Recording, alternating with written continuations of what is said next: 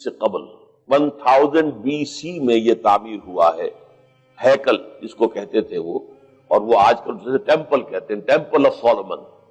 یعنی ہیکل سلیمانی یا معبد سلیمانی، ہم اسے مسجد اقصی کہیں گے، دور کی مسجد۔ اس کے بعد وہ یہ ہے کہ تقریباً 600 قبل مسیح میں 587 ایگزیکٹلی اس میں اس کو گرا دیا گیا نیبوکڈنیزر نے۔ پھر یہ کہ تقریباً 200 برس کے بعد دوبارہ بنائی گئی اسی جگہ پر، پھر اسے 70 عیسوی میں پھر گرا دیا گیا، وہ آج تک گری پڑی ہے۔ تو جب حضور صلی اللہ علیہ وسلم کو معراج ہوا ہے تو وہاں کوئی عمارت نہیں تھی، البتہ یہ کہ معلوم ہوتا ہے کہ ایک گرجا وہاں پر بنا دیا گیا تھا، اس لیے کہ یہ جب ہیڈریان نے اس کو آباد کیا دوبارہ سن 70 میں تو تباہ و برباد کر دیا تھا ٹائٹس رومی نے سن 70 عیسوی میں، حضرت عیسیٰ علیہ السلام کے رفع سماوی کے 40 برس کے بعد تو اس نے گرا دیا اور پورا شہر ویران کر دیا۔ لیکن پھر 60-70 برس کے بعد وہ ایمپرر تھا ہیڈریان رومن ایمپرر، اس نے دوبارہ آباد کیا، اور دوبارہ آباد کیا تو اس کا نام ایلیا رکھا، اب یروشلم نہیں رہا۔ اور پھر یہ کہ جب سن 300 عیسوی میں جو ایمپرر کانسٹنٹائن تھا قسطنطین، وہ جب عیسائی ہو گیا تو اب یہ پوری مملکت عیسائی ہو گئی، تو پھر وہاں ایک گرجا تعمیر کر دیا گیا۔ اس گرجا میں حضرت عمر گئے تھے، جب انہوں نے ہینڈ اوور کیا ہے حضرت عمر کو وہاں کے عیسائیوں نے، تو جب حضرت عمر اس گرجا کے اندر ہی ابھی تھے، دیکھ رہے تھے جگہ،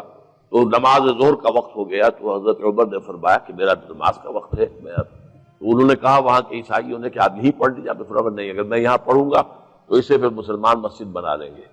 تو باپ باہر گئے اور اس قبۃ الصخرہ کے اوپر جا کے نماز پڑھی آپ نے۔ یہ جو اس وقت جو دوم نظر آتا ہے یہ ہے وہ چٹان، اور یہ بڑی اس کے اوپر گردہ وردہ پڑا ہوا تھا، کچرا وچرا تھا، اسے صاف کیا اور اس پر آپ نے نماز پڑھی، اس لیے کہ یہیں سے اصل میں معراج ہوا تھا حضور صلی اللہ علیہ وسلم کو۔ تو اب اس کے بعد جو عبد الملک ابن مروان نے وہاں پر وہ قبہ بنا دیا ہے جو قبۃ الصخرہ کہلاتا ہے۔ البتہ اسی احاطے کے جنوب کی طرف ایک مسجد بھی ہے، بڑی مسجد ہے، وہ مسجد اقصی کہلاتی ہے، وہ اب مسجد ہے۔ یہ قبہ جو ہے بنیادی طور پر مسجد نہیں ہے،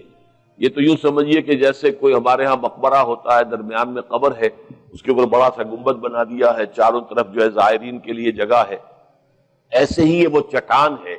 کہتے ہیں یہ چٹان جنت سے آئی تھی، جیسے کہ حجر اسود جو ہے جس کے بارے میں روایت ہے کہ جنت سے آیا ہوا ہے پتھر، اس طرح یہ چٹان بھی جنت کی ہے۔ بہرحال یہ بہت بڑی ایک چٹان تھی، بڑا پہاڑ کی مانند تھا یہ، جس کے اوپر کے پھر ہیکل بنایا تھا حضرت سلیمان نے۔